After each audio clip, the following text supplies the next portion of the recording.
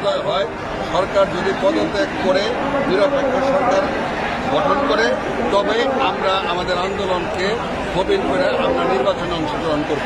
অন্যথায় আমাদের নির্বাচনে অংশগ্রহণ করার কোনো সুযোগ নাই। শেখ হাসিনার অধীনে বাংলাদেশের বিগত দুইটি নির্বাচন আমরা দেখেছি। শেখ হাসিনার অধীনে সুষ্ঠু নির্বাচন, এটা বাংলাদেশের সাধারণ সুস্থ মানুষ দূরের কথা, পাগলও বিশ্বাস করে। বর্তমান সরকারের উন্নয়নকে বাধাগ্রস্ত করার জন্য বিএনপি এই অবাস্তব এবং অবান্তর এই আন্দোলন করছে। আসলে উন্নয়ন বলতে শেখ হাসিনার যে বক্তব্য, এই উন্নয়ন শেখ হাসিনার বাংলাদেশের মানুষের উন্নয়ন না, এটা আওয়ামী লীগের উন্নয়ন হয়েছে। দুর্নীতি করে তারা টাকা পাচার করেছে। গণতন্ত্র না থাকলে, মানুষের বাক স্বাধীনতা না থাকলে, ভোটের অধিকার না থাকলে, শুধু উন্নয়ন দিয়ে আইয়ুব খান যেমন টিকে নাই, শেখ হাসিনাও টিকে।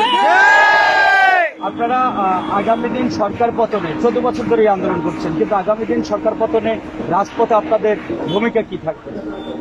আমরা আমাদের আগামী দিনে আন্দোলনে রাজপথে আমরা যে মাঠে নেমেছি, এই তারুণ্যের সমাবেশের আজকে সমাপ্তি ঘটবে।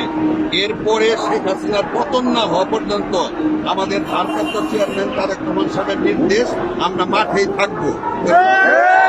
বিগত 14 বছর মামলা খেয়ে, হামলা খেয়ে, জেলখানায় গিয়ে গুম খুনের শিকার হয়ে আমাদের দেওয়ালে ভিড় থেকে গেছে। শেখ হাসিনার পতন ছাড়া বাংলাদেশের মানুষ সুস্থ স্বাধীনভাবে বাঁচার কোনো সুযোগ নাই। আরেকটি বিষয় হলো, আপনার বর্তমানে যে আপনারা আন্দোলন করছেন, সেই আন্দোলনে সাধারণ মানুষের কোনো সাপোর্ট নেই। সাধারণ মানুষ কোনো আপনাদেরকে সাপোর্ট করছে না, শুধু আপনারা ক্ষমতা